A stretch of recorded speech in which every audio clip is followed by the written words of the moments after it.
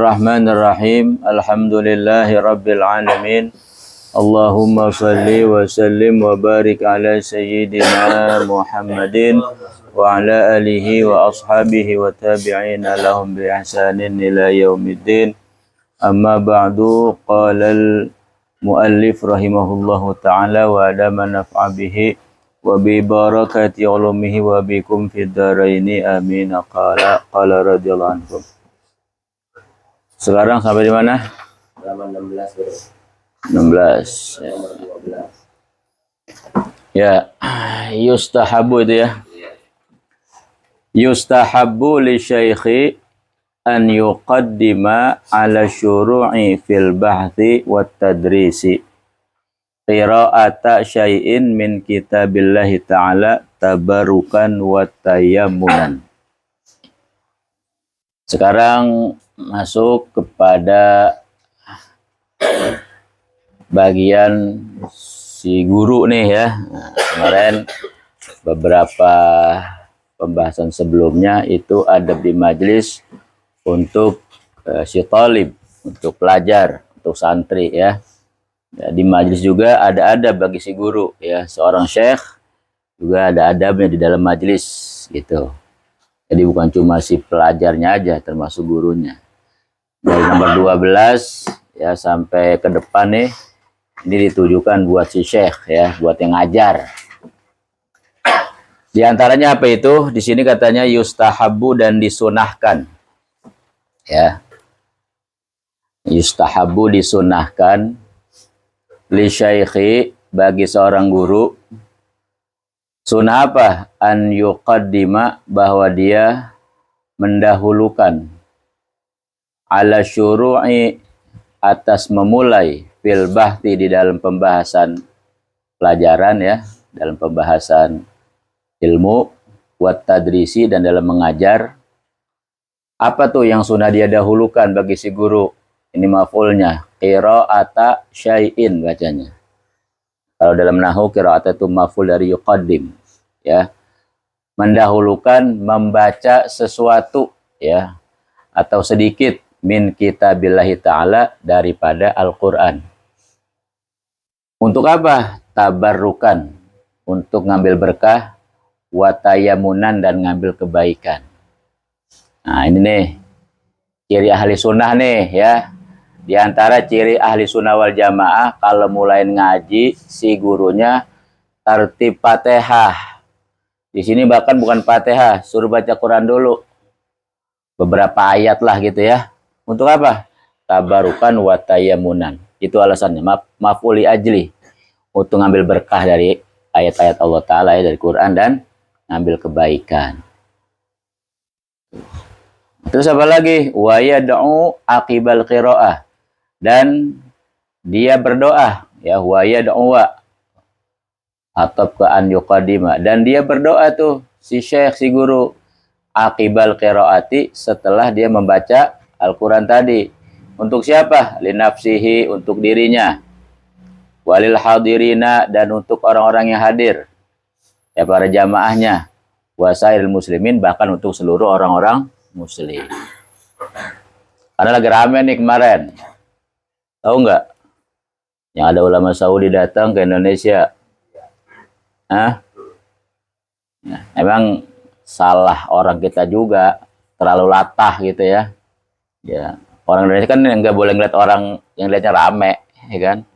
Nggak boleh ngeliat orang pakai jubah, jenggot panjang, subengnya gede gitu. Ya, tanpa mau cari tahu siapa nih.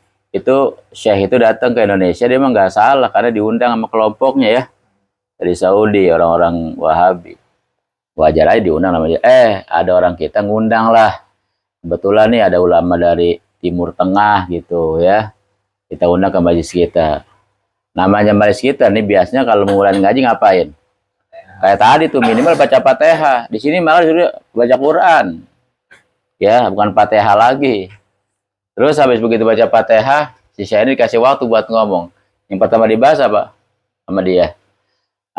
Tadi kalian baca Fatihah gitu. Kenapa nggak sekalian ruku sama sujud aja? Tuh, malah digituin ya. Malah diolok gitu.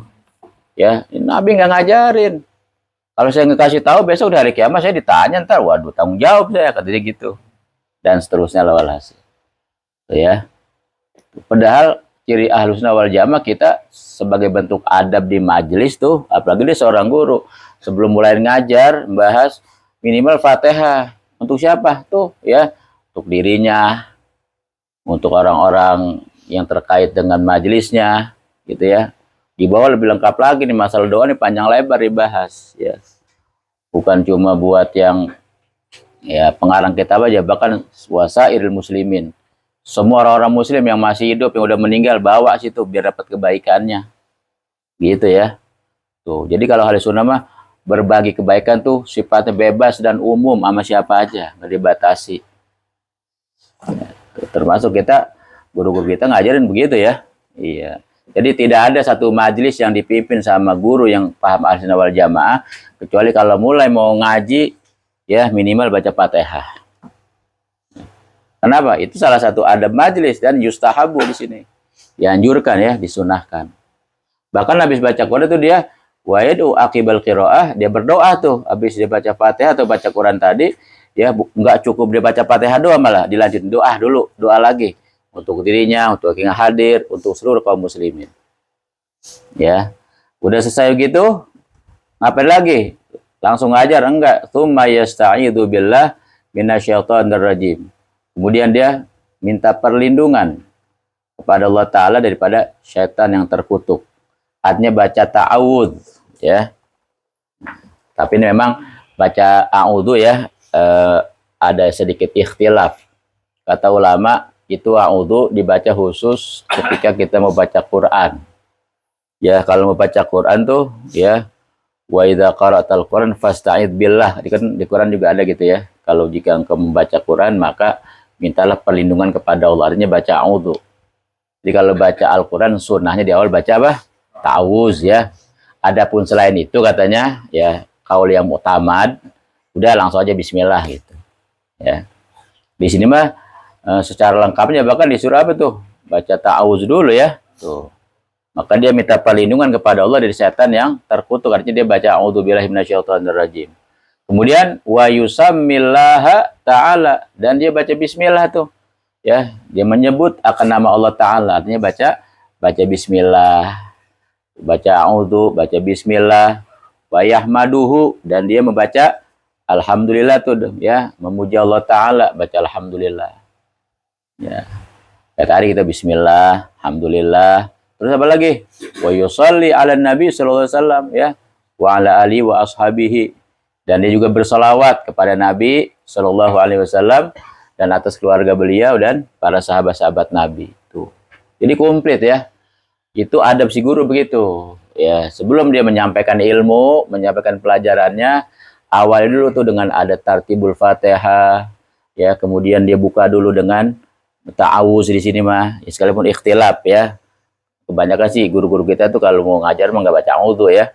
Langsung ya bismillah, kemudian alhamdulillah, kemudian apa? Sholawat tuh ya. Itu jangan ditinggal itu ya, karena Nabi dalam setiap pembukaan khutbahnya, termasuk Nabi ngajarnya itu selalu dibawa. Termasuk kita kalau mau berdoa sunnah itu kan baca bismillah. Kalau orang mau berdoa sekalipun doanya dengan bahasa Indonesia gitu, bukan bahasa Arab, tapi di awal tetap ada tuh ya bismillah, hamdalah, sholawat.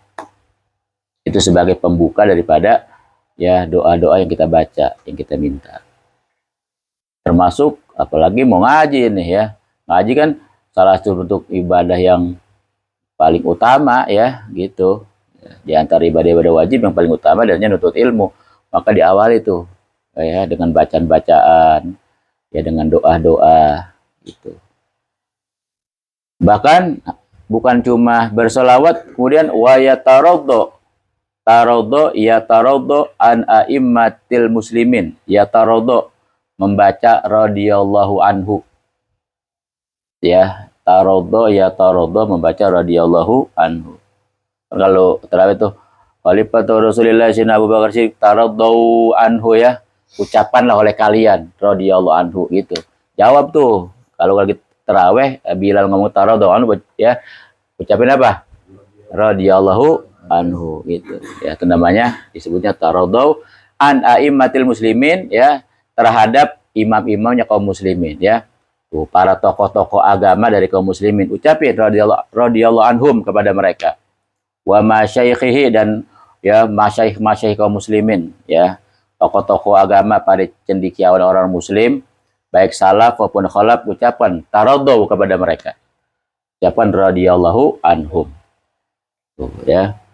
Bahkan dikatakan wayad uli nafsi itu, dan dia mendoakan untuk dirinya ya. Penegasan yang di atas tuh, dia doain lagi buat dirinya. Walil hadirin, dan untuk orang-orang yang hadir ya. Bahkan wali walidihim ajmain. Wali walidihim ajmain ya, zaman nih. Dan untuk orang-orang tua mereka semuanya. Orang tua kita, orang tua yang hadir, orang-orang tua terdahulu ya, kirimin semua doa gitu. Bahkan nggak cukup sampai situ, wa'an waqifi makani, dan daripada ya doa daripada orang-orang yang mewakafkan itu tempat ya. Yang saya lupa ya, kalau kita ngaji, belajar, nutut ilmu di tempat yang diwakafkan tempat tersebut, kirimin juga buat orang yang mewakafkan tempatnya ya. Wa'an waqifi makani, dan dari orang yang mewakafkan tempatnya.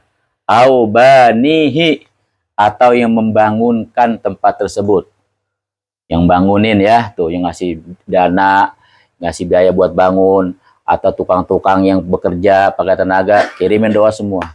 Tuh ya. Jadi luar biasa ini. Karena kemanfaatan ilmu itu sangat besar pahalanya ya. Maka bagi rata semua. Ya, jangan pelit-pelit gitu ibaratnya. Ya, bahkan kalau ada satu majelis di satu kampung katanya ya, itu orang kampung udah meninggal, ahli kubur di kampung tersebut 40 hari diampuni dosanya. Ya, itu manfaat majelis begitu.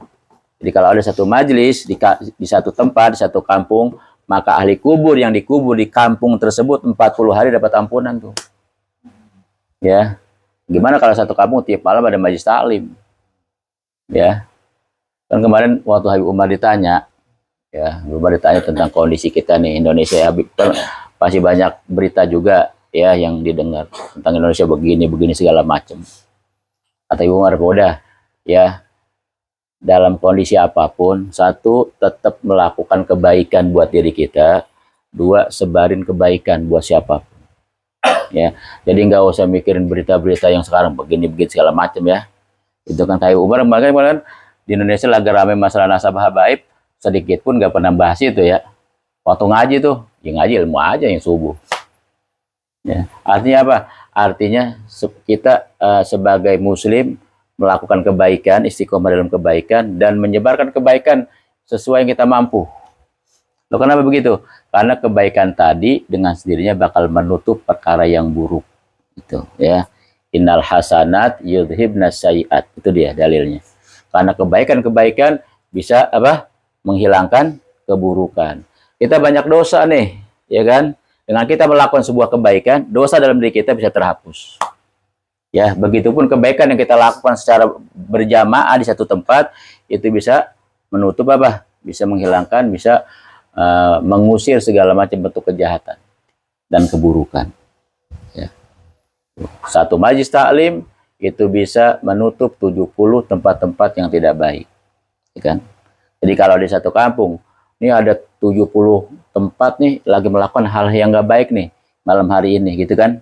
Yang seharusnya mungkin turun adab di kampung tersebut, tapi ternyata ada satu majelis, ada majelis taklim nih. Entah itu lagi ngaji, entah lagi zikir ya, atau lagi sholawat gitu kan. Maka Masya Allah pandang satu majelis ini. Sehingga ditutup tuh keburukan yang 70 majelis tadi. Ya. Jadi walhasil kita nih zaman kayak begini nih. Kalau kita mah kemarin masalah debat nasabah habaib, kita mah ya sekedar tahu aja. Kenapa? Kita mah udah yakin itu mah gak usah diperdebatkan sebenarnya ya. Jadi kalau kita ngelihat orang-orang yang nggak percaya terhadap nasabah habaib, justru kasihan. Kita doain mereka.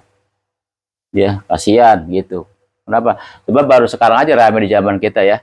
Dari kita kecil sampai kita hidup nih sekarang belum pernah kan ada seorang alim ya atau apa namanya seorang tokoh gitu yang mempermasalahkan masalah nasabah habaib. Itu mau ada jelas ya. Jadi kalau ada orang mendebatkan masalah itu, ya kita doain supaya yang kita anggap gak percaya dia atau yang menggugat itu supaya dapat hidayah lah. Kasihan soalnya ya. Walid mah masalah gitu udah sering berulang-ulang ya. Nasihat Walid itu masalah habaib udah. Jadi Anda mau kemarin nonton gituan juga sekedar tahu, oh, jadi kita ngelihat orang-orang yang mau apa namanya menolak nasabah habaib itu, justru kita anggap mereka orang-orang bodoh jadinya. Jadi mereka lagi membuka kebodohannya, gitu ya. Dan sekarang habaib itu dari zaman Sayyidina Ubaidillah sampai ke bawahnya itu siapa mereka? Ya, wali-wali besar itu dari kalangan habaib. Ya masa iya ada seorang wali ya jadi wali nih ya itu nasabnya dusta sih, gitu kan? Kalau itu nggak sampai ke Nabi ya masih jadi wali besar sekelas Imamul Haddad ya kan, atau sekelas Syekh Farul Wujud, Syekh Abu Bakar bin Salim, Sahibul Ratib, Ibu Umar dan seterusnya ya. Jadi kita mah nggak usah meragukan itu ya, itu mah sekedar tontonan aja. Bahkan kita kasih tahu buat siapapun ya tentang nasabah habaib ini memang salah satu bagian agama yang harus kita yakini ya. Nanti sekarang besok di akhirat mau ketemu Nabi, kita nggak percaya sama gitu, kira-kira gimana gitu aja dah ya. Makanya Habib Umar kemarin diantara pertanyaannya ya pasti dengar lah masalah itu ya. Ya kali muda sekarang mah kita yang kita bisa melakukan kebaikan, jalanin kebaikan dan sebarluaskan itu kebaikan. Untuk apa? Sebab kebaikan tadi bisa menghapus hal-hal yang buruk gitu ya. Ya. Jadi kita jangan sibuk dengan hal-hal yang gak manfaat dah. Kalau sekarang mah ya nonton berita yang begini-begitu sekedar tahu aja udah. Bila perlu mah jangan cari tahu gitu ya. Iya. Sekarang sibukin yang hal-hal penting dan manfaat buat diri kita aja dah ya gitu. Ya karena memang semakin kemarin namanya juga zaman fitnah ya, nggak bakal pernah habis ya. Bahkan nanti muncul lagi yang lebih hebat lagi. Nanti mungkin bakal ada orang ngaku jadi Tuhan kayak Firaun, ada pastinya. Akhir zaman namanya juga mau kiamat emang begitu ya. Ya. Jadi kita juga jangan sampai kita fokus ngikutin ke situ, tapi kita melupakan kebaikan buat diri kita, gitu ya. Justru dengan hal kayak begitu buat nguatin kita nih, kita semakin apa? Semakin semangat ya untuk berbuat kebaikan. Tuh ya, nih termasuk ajaran ahli sunnah begitu tuh dalam masalah doa, suruh sebarin seluas-luasnya doa bagi siapa juga, gitu kan? Jadi katanya kalau kita nggak bisa nolong orang dengan tangan kita karena keterbatasan, maka luaskan lidah kita buat mendoakan siapa juga. Ya, kita menolongin orang nih, ya ada orang susah mau ngasih duit nggak bisa mungkin ya. Ya mungkin bisa 1-2 orang yang kita bisa bantu. Keterbatasan kita juga kan, maka cara yang paling umum, yang paling bisa kita lakukan lewat doa. Kalau doa umum siapa aja. Ya. Sedunia nih orang Islam kita doain pakai doa kita kebagian pahalanya, kebaikan ya, kebagian kebaikannya. Sebab dulu ada orang jadi wali, dia nggak pernah dakwah, nggak pernah keluar ke mana-mana. Ibadah juga di rumah, ya, karena keterbatasan keadaan dia ibadah di rumah. Tapi tahu nggak yang dilakukan apa sehingga dia jadi wali? Itu dia kalau pagi punya peta di rumahnya, ada peta nih ya, ada peta dunia gitu. Ya jadi kalau pagi dia lihat itu peta dunia, oh ada satu daerah nih, apa ya, Tangerang Selatan misalnya begitu ya. Dia doa langsung, ya Allah mudah-mudahan saudara saya ini yang muslim, yang tinggal di tempat yang namanya Tangerang Selatan, mudah-mudahan yang muslim ini semua engkau jaga iman Islamnya, ya, engkau berikan semangat buat ibadah, berikan hidayah taufik, gitu. Ya ampuni dosa-dosa mereka, segala macam didoain sama dia. Tuh gara-gara itu jadi wali tuh orang. Padahal mah ibadahnya di rumah gak kemana-mana, ya. Lewat apa tuh? Tuh lewat doa. Punya ahli sunnah nih ngajarin begitu kita. Jangan pelit-pelit sama doa ya. Tuh. Kalau kita lewat kuburan aja, Nabi ngajarin ngapain? Ucapin salam ya, ucapin salam, doain. Gitu. Kalau hari Jumat makanya kita diantara perkara wajib yang disampaikan sama Syekh Khotib di khutbah yang kedua, dia harus membaca doa apa? Allahumma ghfiril muslimin wal muslimat.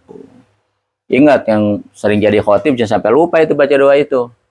Ya, kalau khatib nggak baca doa itu nggak sah khutbahnya. Kalau khutbahnya nggak sah, ya Jumatnya nggak sah. Kalau Jumat nggak sah, ya tanggung jawab dia sebagai khatib.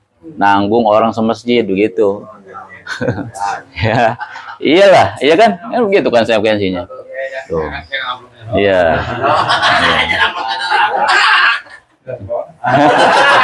Iya. Jadi kalau datang hari Jumat jangan kebayang amplop doang ya. Iya. Tuh. Jadi itu salah satu ajaran kita Ahli Sunnah wal Jamaah ya, berbagi ya lewat doa. Di sini sampai diulang-ulang tuh ya. Apalagi nih guru dia ya, harus mencontohkan doain ya dirinya, keluarganya yang hadir gitu kan, termasuk yang mewakafkan tempat kalau misalnya dia ngajar di tempat yang diwakafkan di situ, atau yang bangun itu bangunan yang dia pakai ya, seperti majelis misalnya, atau pesantren atau madrasah gitu. Dan waman ashama fidzalik, waman ashama, dan orang yang turut andil. Ashama ini naro saham, itu saham bahasa Arab sebenarnya.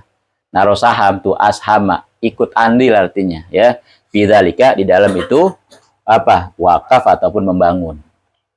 Ya, ya artinya donatur lah ya. Tuh, para donatur tuh yang nyumbang ya, doain ya, kirimin Fatihah gitu. In kana dzalika, jika adalah itu tempat yang diwakafkan, yang digunakan buat ngaji, buat belajar ya, di madrasatin, satu sekolah ya, ada madrasah nih ya, tanahnya diwakafin, bangunannya diwakafin, atau masjidin, atau di masjid ya, atau masjid tuh, au nahwihima, atau seumpama keduanya, pesantren ya, misalnya majlis taklim tuh.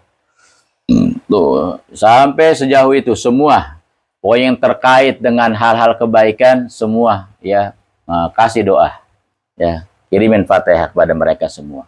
Kenapa? Jazaan, karena sebagai bentuk balasan li husni fi'lihi, bagi kebaikan perbuatan mereka. Mereka udah berbuat baik tuh sama kita, nih kita bisa ngaji nih satu tempat nyaman segala macam, itu hasil jasa siapa ya? Orang-orang tua kita ya. Tuh ada yang ngewakafin tanahnya, ada yang nyumbang dengan uangnya untuk bangun gitu ya, ada yang ngasih fasilitasnya di majelis, karpet, dipasangin segala macam begitu, atau di masjid ya, maka balaslah, udah selayaknya kita balas ya. Tuh, jazaan li husni fi'alihi wa tahsilan li qasdihi, dan sebagai bentuk dia telah mendapatkan yang dia tuju, yang dia maksud. Artinya apa? Dia bangun ini supaya dipakai buat ibadah sama orang, supaya pahalanya sampai ke dia. Dia udah meninggal, dia udah wafat, kebaikannya terus ngalir sama dia. Itu tujuan dia mewakafkan, membangunkan tempat seperti itu. Maka sekarang udah hasil ya kan? Iya, kita udah pakai tempatnya. Yang masih dibuat sholat tiap hari, ya kan? Buat ada pengajian, kegiatan keagamaan segala macam. Maka itu tujuan yang mewakafkan, yang bangun, sudah hasil, ngalir pahalanya buat mereka. Gitu. Ya, itu ya. Tuh ahli sunnah begitu tuh ngajarin kita ya, para ulama kita, tidak melupakan jasa orang-orang tua kita. Ya, makanya setiap ada yang meninggal, orang tahlilan nggak pakai diundang satu-satu ya. Kita dengar ada saudara kita meninggal, tetangga, kawan, kita hadir aja datang, nggak pakai ada undangan kayak orang nikah gitu, kayak orang kawinan. Kali kirimin undangan dulu. Lu nggak tahlilan? Enggak, kenapa? Nggak ada undangan habisnya. Nggak pakai begitu. Kalau nikahan mungkin ya. Kalau acara seneng-seneng nih, kalau acara seneng-seneng nggak diundang, jangan datang. Ya seperti nikahan, perkawinan itu acara seneng ya. Kita nggak diundang nih, jangan datang, nggak boleh. Tapi kalau acara kesedihan nggak pakai diundang, datang aja gitu ya. Buat apa? Buat menghibur. Jangan dibalik. Di acara kawin kita nggak diundang, kita datang, karena banyak makanan. Pas tahlilan kita nggak datang, ya, dengan alasan nggak diundang, ya. Jadi kalau acara kesedihan yang sifatnya kayak takziah ya, ada orang meninggal, tahlilan, datang sekalipun tidak diundang. Gitu. Kenapa? Niat tujuan buat menghibur ya, buat bantu doa gitu. Tuh, jadi ajaran sunnah begitu. Makanya kita ya doa buat siapapun sifatnya umum, bahkan orang-orang yang udah meninggal dunia kita doain bukan malam Jumat doang, tiap hari doain mereka ya gitu. Makanya kasihan kalau ada orang udah meninggal dilupakan sama keluarganya ya. Dulu ada ya, ngajinya dari kecil di kampung gitu kan. Gara-gara ikut pemahaman yang beda, ibunya meninggal, bapaknya meninggal, ada orang tahlilan datang suruh pulang. Ya, diumumin, bapak-bapak, mohon maaf ya, ibu saya mah meninggal nggak usah ditahlilin. Jadi sekarang pada pulang aja dah. Orang udah mati, udah selesai, udah masing-masing, katanya begitu. Ada yang begitu. Bukannya kagak ada, bukan di kampung rawa sendiri ada yang model begitu. Orang datang mau tahlilan ibunya yang tadi pagi habis dikuburin, ya tadi siang habis makan. Begitu dia datang disuruh pulang sama anak. Anaknya yang nyuruh. Ya orang pada pulang lah.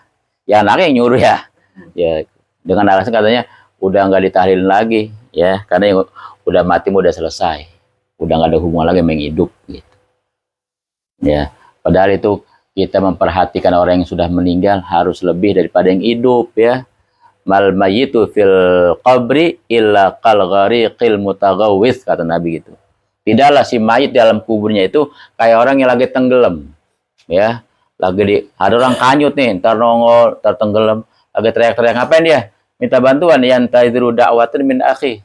Lagi nungguin bantuan doa dari saudaranya. Itu Nabi yang bilang ya, kalau orang lagi butuh bantuan, ya kita bantuin. Karena udah meninggal, pakai apa bantunya? Pakai doa ya, pakai sedekah, pakai zikir, pakai Quran gitu. Tuh, jadi makanya nah, kita juga kayak kemarin tuh yang sempat rame, ya akhirnya dibahas masalah bid'ah dah. Ya, majelisnya majelis taklim orang kampung, majelis ahli sunnah wal jamaah, dibahas semua kerjaan yang udah dilakukan disalah-salahin semua. Akhirnya pulang pada bingung, nih kita gimana ini ya? Ya, selama ini kita bener apa salah ya? Tuh begitu tuh ya.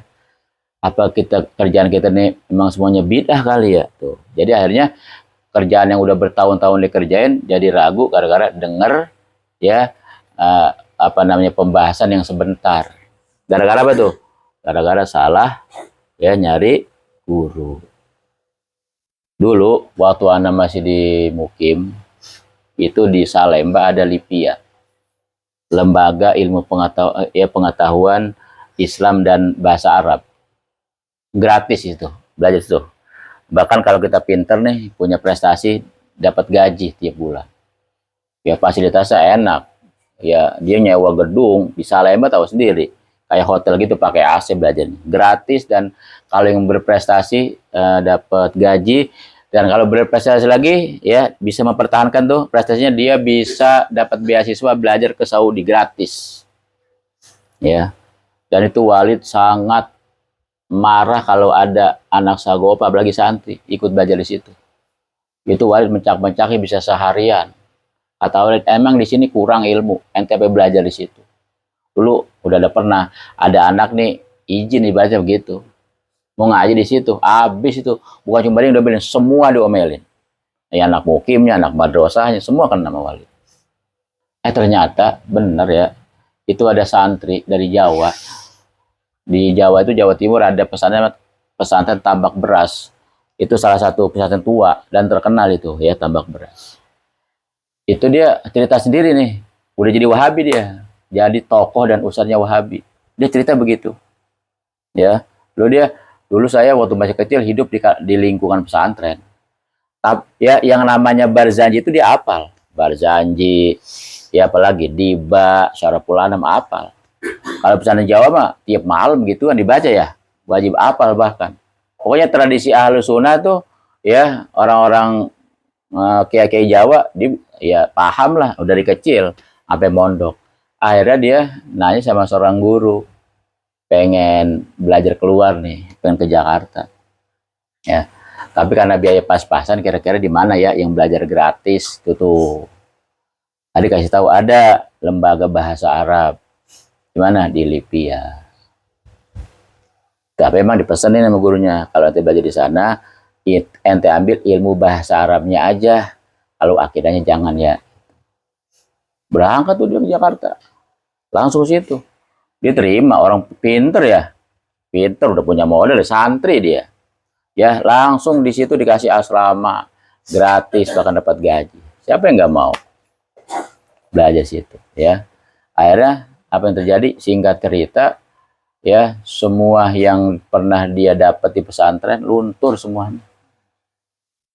ya. Itu di Libya kalau orang pintar begitu, itu betul-betul diperhatiin. Ya betul-betul dijadiin bibit ibaratnya. Itu dia sampai dapat gaji, bahkan sampai di beasiswa belajar ke Saudi. Ketemulah sama tokoh-tokoh Wahabi di sana. Maka pulang jadi gembong Wahabi. Dia bilang, sebagai bentuk tobat saya sekarang, ya saya kasih tahu sama masyarakat kerjaan saya dulu ternyata semua salah. Saya lu apal namanya Barzanji, saya apal di luar kepala. Sekarang saya udah tobat katanya. Boleh-boleh semua apalin, ngelihat juga ogah sekarang. Itu ya, hati-hati makanya. Itu yang dari kecil hidup di lingkungan pesantren, jebolan pesantren, ya gurunya kiai-kiai. Salah tempat, luntur semua tuh ilmunya. Ya. Dan bukan satu dua itu banyak. Banyak, ya. Tuh makanya kita mesti hati-hati. Wali itu dulu waktu anak mau pulang bilang, ente ngaji di mana juga silakan. Cari guru, ya. Ngaji nggak boleh berhenti. Kalau kembali kejauhan, ente cari guru dimanapun di kampung-kampung. Tapi satu syaratnya, yang ikut ulama-ulama dulu gitu. Jangan pernah ngaji sama koran atau walid, sama TV, sama radio. Cari guru dan gurunya harus yang ngikutin ulama-ulama. Udah pesanannya itu aja. Kalau itu ente jalanin, ente tetap nyambung sama anda. Karena thariqah wali itu cuma dua, at-ta'lim wa ta'allum. Ngaji dan ngajar. Ente udah punya ilmu dikit-dikit, yang ente mampu ente bisa ajarin orang. Yang ente belum tahu cari guru yang benar, belajar lagi. Gitu.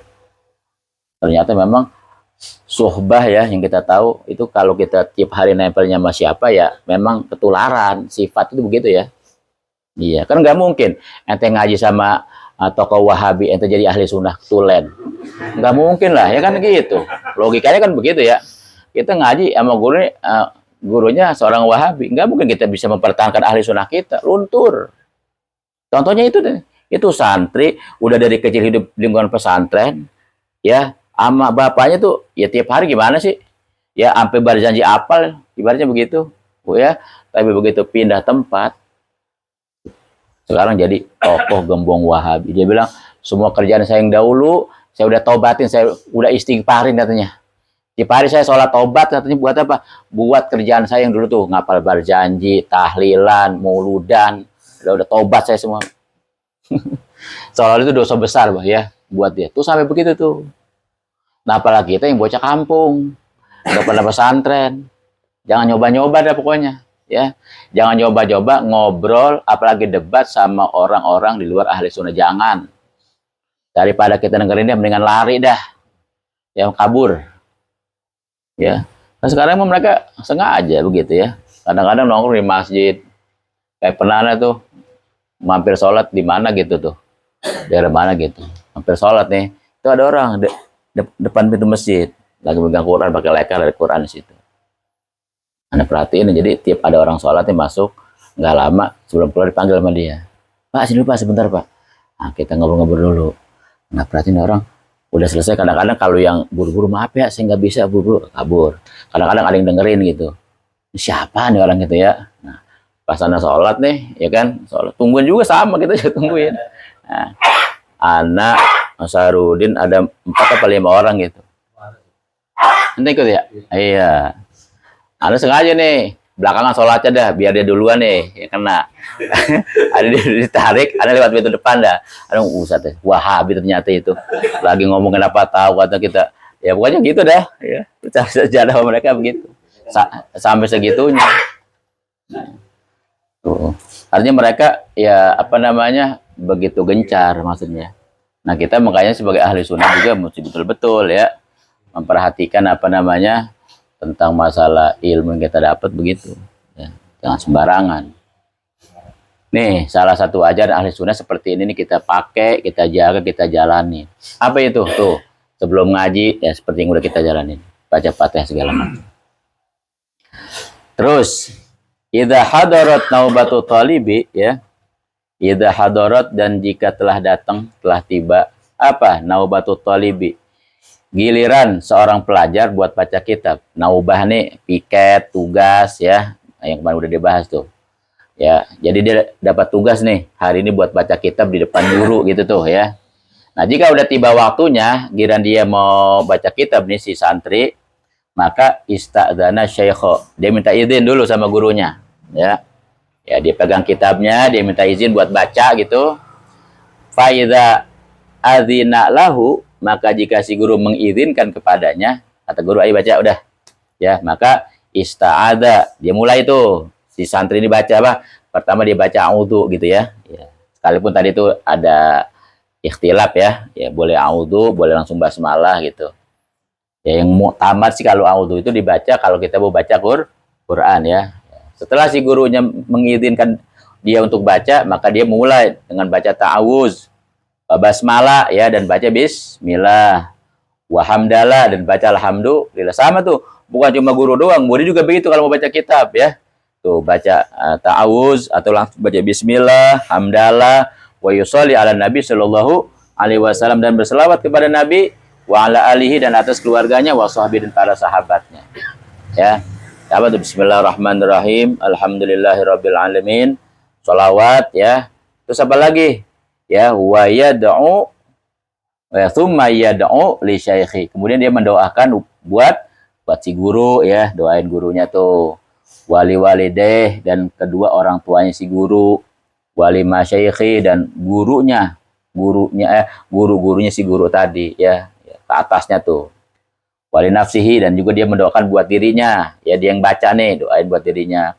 Dan wali sairil muslimin dan untuk seluruh kaum muslimin. Tuh ya. Itu sama berarti. Jadi mau guru kayak, mau santri kayak ketika mau mulai membaca pelajaran, baca kitab ya, maka disunahkan ini. Ya. Basmalah, hamdalah, sholawat dan doa. Itu. Wa kadzalika yaf'alu ya kullama syara'a fi qiraati darsin tuh. Dan demikian juga ya dia melakukan hal tadi tuh yaf'alu ya dia melakukan kullama syara'a setiap kali dia mulai fi qiraati darsin di dalam membaca pelajaran gitu ya. Jadi setiap kali dia mau baca kitab, ganti kitab, dia mau baca begitu lagi. Ya. Selesai satu kitab nih, mau baca kitab yang satunya lagi atau kitab yang baru, mau mulai baca begitu lagi tadi ya. Sama gitu. Ya, fi qiraati darsin dalam membaca pelajaran. Au takrorihi atau ketika mengulang-ulangnya. Sekalipun bukan baca di depan guru, kita lagi muthalah di rumah ya, lagi baca kitab nih di rumah. Afdalnya begitu ya. Bahkan kalau misalnya kita punya wudu gitu ya, berwudu dulu, pakai wewangian, pakai siwak gitu tuh. Itu kan adab-adab terhadap ilmu begitu ya, bentuk cintanya kita sama ilmu supaya ilmu ini nyangkut, nyerap sama kita gitu. Jadi dimulai dengan adab-adab, pakai siwak, wewangian. Biar belum bakar gaharu, kalau ngaji maunya begitu ya. Ini gaharu ada tuh, cuma dipajang doang, nggak ada yang bakar habisnya. Ya, pakai gaharu ya karena wewangian itu mengundang turunnya para malaikat. Gitu kan? Iya. Tuh. Baik kita mau baca di depan guru kayak ya ataupun kita ngulang di rumah atau takror ya, ngulang-ngulang di rumah, au mutolaatih atau membaca-baca sendirian gitu kan. Ya, bukan di sekolah, bukan di madrasah atau bukan di majelis. Ya, jadi sama aja namanya judulnya baca kitab, mau sendirian, mau sekedar ngulang, mau sekedar baca-baca ya. Ya kalau bisa diawali dengan ya cara-cara yang tadi itu. Gitu. Fi huduri syaikhi, baik di depan di hadapan si syekh, si guru ya. Baca itu fi huduri syekh, di hadapan si guru, au fi ghaibatihi ataupun di dalam ya di ghaibnya si guru, artinya bukan di depan guru ya. Guru nggak ada gitu. Jadi baca kitab itu mau di depan guru kayak atau gurunya nggak ada tuh ya. Tetap kalau namanya baca kitab ya afdolnya seperti itu ya. Baca basmalah, hamdalah, sholawat gitu ya, doa tuh. Illa kecuali an yakhusu syaikha bi dzikrihi fi du'a tuh inda qiraatihi alaih. Kecuali kalau memang kita bacanya di depan si guru langsung, itu mah khusus ya. Kita mendoakan si guru bi dzikrihi dengan menyebut nah ya si guru tersebut fi du'a di dalam doa inda qiraatihi alaih, ketika kita membaca di hadapan si guru ya. Jadi mungkin kalau di bukan di depan guru mah nggak pakai doa khusus ya gitu ya. Tapi ketika kita baca di depan si guru itu ada doa khusus buat dia, gitu ya. Wa yatarohama, ya, juga dia apa? Yataroham. Taroham ini mengucapkan rahimahullahu ta'ala. Jadi ada tarodho, ada taroham. Kalau tarodho buat mengucapin radhiyallahu anhu, ya, itu buat para sahabat atau buat para ulama-ulama besar, ya, para imam-imam gitu. Juga kita yataroham, ya, untuk siapa? Ala musannifil kitab, tuh mengucapkan rahimahullahu ta'ala, semoga Allah merahmatinya, gitu ya. Kepada siapa?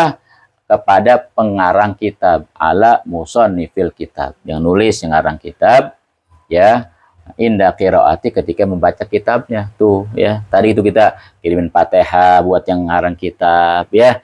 Ketika kita mau baca bilang qalal mu'alif rahimahullahu ta'ala, itu tuh, itu sunnah gitu ya, supaya ada ta'aluk batin, ya, sekalipun secara zahir mungkin ini pengarang kitabnya jauh, ya kan, bahkan sudah meninggal dunia, bahkan jarak wafatnya udah puluhan tahun, ratusan tahun, tapi kalau kita doakan seperti itu nyambung secara batiniah, ya, gitu. Apalagi mereka ulama-ulama besar yang secara zahir udah meninggal tapi hakikatnya hidup, gitu ya. Tuh, kalau kita baca kitab Imamul Haddad itu kan, baca Fatihah dulu. Bahkan kalau ulama Hadramaut mah baca qosidah dulu, gitu kan, baca qosidah pakai gaharu segala macem tuh, baru mulai ngaji baca kitab. Jadi ada ta'aluk batiniyah tuh kena, ya, ya, ada ta'aluk batin kita dengan para ulama-ulama, terutama yang ngarang kitab yang kita baca kitabnya tuh, ya. Wa idza da'a talibu li syaikhi, dan jika berdoa seorang santri, ya, seorang pelajar, li syaikhi, untuk gurunya, qala, dia katakan wa radhiyallahu ankum, gitu ya. Ya, golal muallif rahimahullahu ta'ala wa adama naf'abihi wa bi barakati ulumihi wa bikum fi darini amin. Qala radhiyallahu ankum, itu tambahin tuh. Kalau kita baca di mana? Depan guru, ya, ada radhiyallahu ta'ala ankum. Itu doa khusus namanya buat si guru yang kita baca di depannya, gitu. Wa radhiyallahu ankum. Au an syaikhina, atau ankumnya diganti wa radhiyallahu an syaikhina atau wa imamina wa nahwi dzalik, dan seumpama seperti itu, ya. An ustadzina, an muallimina, banyak gitu, ya. Itu bentuk daripada doa khusus buat si guru yang ketika kita baca di hadapannya, ya. Wayak sidu bihi syekho, yang dia maksud mengucapkan ankum itu adalah buat doa khusus buat si gurunya, gitu, si syekhnya tuh. Wa idza faragha minadarsi, dan jika sudah selesai daripada belajar, ya, sudah selesai daripada pelajaran, maka da'a li syaikhi aidon, tuh, udah selesai baca, udah selesai tugas, ya, baca kitab tadi tuh, doa lagi terakhir. Ya, jadi penuh doa ini, ya. Tuh, ahli sunnah begitu tuh. Hidup kita ini penuh doa, apalagi ketika ada di majlis-majlis yang baik. Di awalnya doa, ya, di akhirnya doa, kadang-kadang di tengah-tengah juga ada doa lagi, gitu. Tuh, maka katanya kalau udah selesai daripada pelajaran, da'a li syaikhi aidon, dia mendoakan buat sisanya juga. Dan wa'id syaikhu aidon li talib, tuh. Dan juga mendoakan si guru, si syekh, untuk santrinya, kulama da'alahu, setiap kali muridnya, santrinya doain dia. Jadi saling mendoakan. Doa bid doa namanya, ya. Guru doain murid, murid pun doain guru, gitu. Ya, kan tidak ada hubungan yang paling abadi, ya, kecuali hubungan diikat dengan ilmu, ya, dengan takwa, gitu kan. Takwa itu yang paling tinggi, ya, ilmu. Itu berarti hubungan guru sama murid, murid sama guru itu dunia akhirat, ya. Makanya kita kalau ngaji disuruh punya sanad keguruan begitu, ya.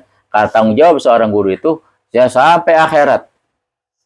Ya, dan di antara murid bisa jadi nanti dia dapat syafaat enggak dari yang lain tapi dari gurunya, gitu, ya. Tapi cari guru yang soleh pastinya, ya. Kalau kita ini tingkat kita sama-sama sohib ini mah, ya.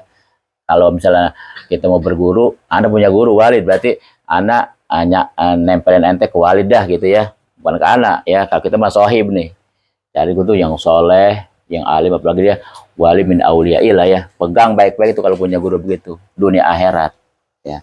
Itu yang bisa naikin kita kemana, ya, ke sorga, gitu, ya. Bahkan bukan di sorga doang, bisa naikin derajat seseorang di dalam sorga. Gitu. Kan tuh di dalam manaqib Syekh Saman kan ada tuh ya.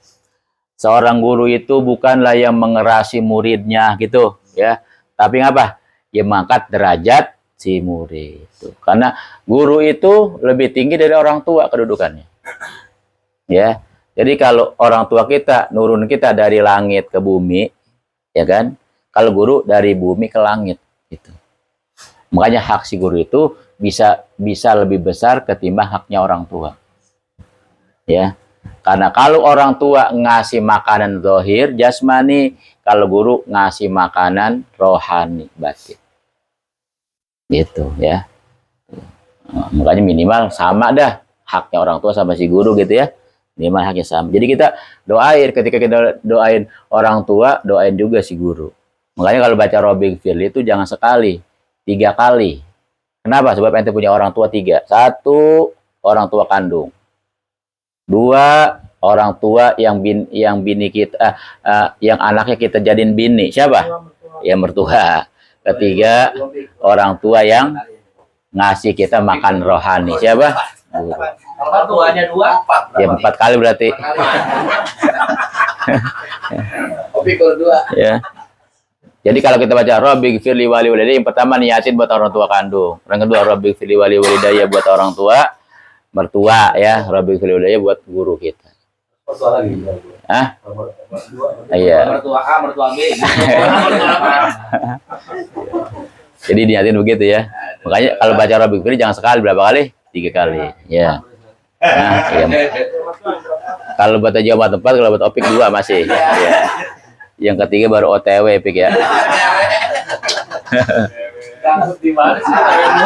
Seperti itu ya. Jadi begitu ya. Jadi doa itu Masya Allah ya. Sampai udah selesai pun jangan lupa berdoa lagi. Tuh, ya. Bahkan kata di sini nih, fa in tarokat talibu al istiftaha bima dzakarnahu, fa in tarokat talibu, maka jika meninggalkan seorang murid, si santri nih ninggalin apa? Al istiftaha, membuka ya, baca kitabnya itu ya. Ketika dia belajar, dia nggak pakai tuh yang disebutkan bima dzakarnahu yang kami sebutkan. Nggak baca bismillah, nggak baca hamdalah, nggak baca sholawat, nggak baca doa tadi itu ya. Nah, kenapa dia nggak baca itu? Jahlan, karena dia nggak tahu ya. Dia belum tahu, aunisyanan atau dia lupa ya. Jadi si santri ini dia waktu mulai baca kitab, apakah di depan gurunya atau lagi mutolaah di rumah atau lagi ngulang-ngulang, dia nggak baca itu tuh ya, karena memang dia nggak tahu tuh, jahlan ya, aunisyanan atau dia lupa. Maka nabbahahu syaikhu alaih, maka memperingatinya si guru akan hal tersebut. Kasih tahu, ulangin lagi, baca bismillah dulu, baca hamdalah gitu ya. Nabbahahu syaikhu, jadi si gurunya harus memberikan peringatan kepada si santri tersebut ya. Wa 'allamahu iyyahu tuh ya, dan dia mengajarkan tuh tata cara ya ketika mau baca kitab. Ente kalau baca kitab, mau mutolaah kitab, begini dulu caranya. Bila perlu mah ente baca Fatihah dulu nih sama yang ngarang kitab, sama guru-guru kirimin Fatihah dulu gitu ya. Terus apa lagi? Terus baca bismillah di awalnya, baca alhamdulillah, baca sholawat ya, baca tuh tadi tuh tarodhi ya, baca radhiyallahu anhu, baca rahimahullahu gitu tuh buat pengarang kitabnya itu tuh. Allamahu iya, diajarin tuh ya si santrinya akan hal tersebut. Dan wa dzakkarahu bihi, dan dia selalu mengingatkan itu. Ya jangan sampai lupa ya. Kalau mau ngaji, mau baca kitab, ingat ya. Nah, Fatihah dulu gitu. Doa dulu, basmalah dulu dan seterusnya. Itu sampai begitu ya. Nah, jadi kalau seorang murid enggak mengawali itu istiftah, nggak mengawali dia baca kitab itu, wajib itu guru ya ngajarin, ngasih tahu dan ngingetin gitu. Kenapa begitu? Fa'innahu min ahamil adab, katanya. Maka sesungguhnya melakukan itu semua yang disebutkan tadi itu bagian ya, bagian daripada adab-adab yang terpenting, katanya ya. Jadi kalau kita mengawali ilmu dengan adab, lebih dapat, lebih ngeresep ya, lebih paham gitu, lebih mudah dapatnya. Tuh ya. Fa'inahu min ahamil adab, katanya. Maka melakukan itu semua bagian daripada adab-adab yang penting. Wa qad waradal haditsu fi ibtidail umuril muhimmah bihamdillahi ta'ala tuh. Wa qad waradal haditsu dan telah datang keterangan dari hadis fi ibtidail umuri di dalam memulai perkara-perkara al-muhimmah yang penting bihamdillah dengan membaca alhamdulillah ya memuji Allah Ta'ala gitu kan. Hadisnya ada kan apa? Ya, kullu amrin dzibalin la yubda'u fihi bi bismillahi au bihamdillahi fahuwa abtar ya. Jadi setiap perkara yang penting kalau nggak dimulai baca bismillah atau alhamdulillah maka dia apa? Terputus ya. Arti terputus tuh kurang berkahnya gitu ya. Kurang berkahnya, kurang manfaatnya, kurang kebaikannya. Sampai kita perkara mubah aja disuruh ngapain kalau mau makan? Baca bismillah minimal ya gitu. Apalagi baca doanya. Ya, habis makan baca alhamdulillah gitu kan. Itu perkara mubah namanya. Apalagi nih ngaji ibadah gitu kan.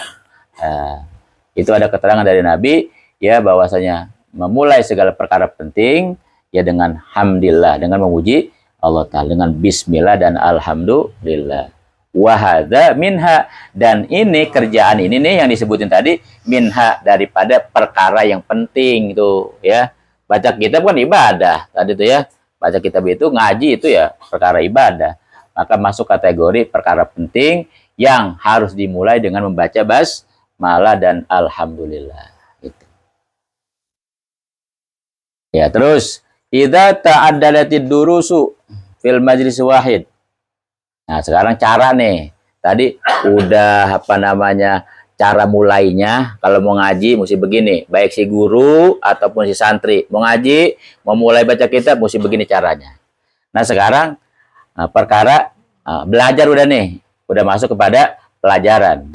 Idza ta'addadatid durusu fil majlis wahid. Jika ya apa namanya? Ada beberapa pelajaran-pelajaran di satu majelis. Ya, ta'addad ini ada lebih dari satu ya mata pelajarannya, ada 2, ada 3 dan seterusnya. Ya, jika katanya apa namanya berulang-ulang ya atau beraneka ragam itu pelajaran di satu majelis ya. Kayak di madrasah mah ada mata pelajaran gitu ya. Atau kita ngaji nih di satu majelis lagi ngaji pasaran ada baca 3, 4 atau 5 kitab gitu tuh ya. Maka gimana tuh kalau satu majelis yang dibahas enggak satu kitab ya, ada 2, 3 dan seterusnya. Maka katanya quddimal asyrafu fal asyrafu. Maka hendaknya diduluin quddima ya, tadi qaddama yuqaddimu. Quddima didahulukan al asyrafu fal asyrafu, yang paling utama dari yang utama. Jadi mulai dulu baca kitab atau membahas ilmu yang paling pokok dan utama gitu ya. Nah. Terus wal ahamu fal ahamu, dan yang lebih penting dari yang penting. Ya. Dari ada bahasa al muhimun nafi, ada bahasa al ahamul anfa. Ilmu itu tuh. Kata Mullah Haddad begitu ya. Kata Syibur Ratib, perkara ini nih apalagi masalah ilmu, masalah ngaji, ada namanya ilmu al-ahamul anfa, ada al-muhimun nafi. Kalau al-ahamul anfa tuh ilmu yang paling pokok dan paling mendasar. Seperti apa tuh misalnya? Ya 3 ilmu. Ya tauhid, fikih, tasawuf. Namanya ilmu al-anfaul aham atau al-ahamul anfa, yang paling penting dan paling manfaat. Ilmu mendasar nih, wajib kita pelajari. Sebelum ngaji yang lain, ngaji ini dulu. Gitu. Ya, nanti ada ilmu namanya al-muhimun nafi, yang penting dan manfaat. Jadi ada yang lebih penting dan lebih manfaat. Ada yang penting dan ada yang manfaat. Nanti duanya ada yang mubah dan seterusnya gitu. Bahkan ada ilmu yang haram nanti ya, nggak boleh dipelajari. Jadi kita dalam ngaji pun ada metodenya. Ya, itu yang sering kita bahas, bukan sengaji-ngajinya begitu ya. Termasuk si guru juga mesti tahu ya penerapan metode apa nih yang mau diajarin. Ya, kalau misalnya yang buat tingkatan dasar, ya ilmu yang pokok dulu ajarin gitu. Kalau buat anak-anak nih, ngajar anak-anak ilmu apa ya? Quran dulu ya, ngajarin Quran biar sampai bisa, sampai lancar, bahkan sampai tahsin qiraah gitu. Ya bener di dalam membaca, tajwidnya, makhrajnya gitu ya. Nanti naik tuh belajarin hafalan tauhid, fikih yang sifatnya hafalan, atau ajarin praktek wudu gitu tuh ya. Jadi guru juga mesti tahu. Jadi ngajar itu bukan celoteh kayak burung beo, ya. Emang siapa yang bilang ngajar itu gampang? Susah ngajar itu, ya. Karena dia bukan cuma memahami tapi memberikan faham. Ya, al-fahmu wa tafhim namanya. Itu tugas si guru. Dia paham dengan materi pelajaran yang mau dia sampaikan, dia sendiri mesti apa? Mesti paham dan menguasai, pun harus mampu tafhim. Apa itu tafhim? Memberikan paham. Itu yang berat. Jadi ngajar itu bukan kita ngomong kayak tukang obat gitu, ya. Ya. Jadi makanya kalau mau ngajar tuh kita mesti mutolaah dulu, ya kan? Ini besok mau ngajar apa nih, ya? Mutolaah kitab itu, cari referensi di kitab yang lain. Kira-kira ini bagaimana cara menyampaikannya? Ini kan kelasan orang mustami beda-beda gitu kan? Iya, itu mesti tahu emang. Makanya tuh kalau dalam dunia pendidikan ada belajar psikologis apa? Ya, masalah audiens gitu, ya. Jadi susah sebenarnya, ya. Kalau anak di sini emang karena bukan ngajar ya, jadi apa aja ngomongin gitu. Kalau ngajar beneran mah bukan kayak begini, gitu ya. Itu. Jadi kalau ngajar beneran mah itu murid begitu pulang keluar dari majelis itu nyangkat ilmunya, ada yang dia paham. Kalau di sini makanya pulang, ya datang bego, pulang geblek ya. Ya ngaji abal-abal namanya juga. Ya. Ya kita lagi sama-sama ngaji nih di sini mah ya gitu, lagi sama-sama ngaji. Tuh, jadi begitu. Jadi mesti tahu juga ya jenjang-jenjang ilmu yang disampaikan. Jadi makanya kalau orang dulu mah namanya pendidikan itu bukan ngelihat fasilitas tempat segala macam ya, ngelihat metodenya. Makanya kadang-kadang dari pesantren Balai Rombeng, ya kan? Ya, dindingnya balai, ya tidurnya di tikar yang banyak penetapnya gitu kan. Makannya juga di dapur dari kayu masak segala macam, tapi bisa mengeluarkan ulama. Kenapa? Sebab ilmu itu tidak melihat fasilitas. Ilmu melihat apa? Metode pendidikannya dan kesolehan gurunya itu. Ya, kiai-kiai dulu coba lihat. Habis ngajar dia kemana? Dia ke sawah macul. Nggak ada tampang kiai, ya kayak orang kampung. Ya, tapi dengan sebab kesolehan dirinya dan metode ilmunya bisa mencetak para ulama. Itu. Jadi nanti kalau memasukkan anak pesantren jangan ngelihat apa? Jangan ngelihat tempatnya. Wah ini nih ber-AC kamarnya, makannya 3 hari sekali, sehari 3 kali, ya kan? Bajunya dicuciin, gitu kan? Iya, ya ada kolam renangnya, ya kan? Iya, wala itu ngelihatnya, ya. Akhirnya jadilah seperti Panji Gumilang. ya, bebe ya sekarang kalau masuk ke pesantren mesti kita teliti gitu, karena ya maaf. Pesantren tahfiz juga banyak, tapi kadang punya wahabi juga gitu. Ya. Jadi cari gurunya yang bersanad, yang betul-betul ya diakui ya secara keilmuan sanad keilmuannya, kesolehannya segala macam gitu. Tuh, jadi kalau kita ngaji di satu majelis atau apalagi di madrasah ya, ada jadwal pelajaran gitu kan. Mana dulu nih yang diutamakan? Yang paling penting, yang paling utama katanya. Maka fayuqaddimu ma yata'allaqu bil Qur'anil Karim.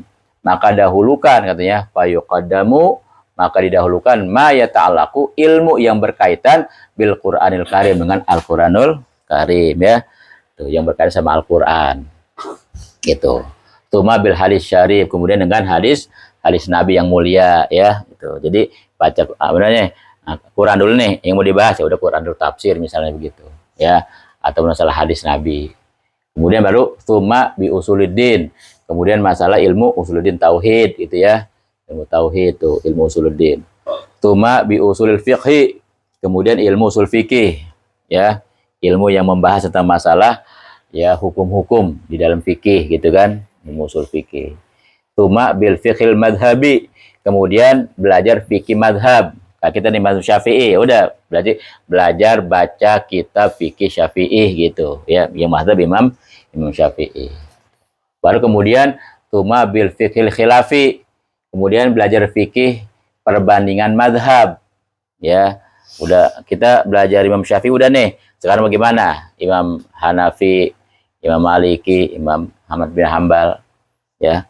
Ini mah bukan ngaji mingguan kali ini mah ya. Pesantren ini mah ya. Yang bahas kitab juga banyak gitu ya. Jadi belajar ilmu alat juga, belajar ilmu fikih, bukan fikih Imam Syafi'i aja, tapi ada apa? Ada muqaranatul madzhab namanya ya. Ada perbandingan madhab ya, ngaji fikih Hanafi, fikih Hambali, fikih Maliki gitu ya. Au nahwi ya, atau kemudian baru nahu ya, ngaji nahu. Kalau nggak belajar fikih khilafi berarti ngaji alatnya tuh nahwi ya, wal mantiki, ngaji mantik, ilmu munadharah atau ilmu munadharah. Ilmu apa tuh? Ilmu debat ya.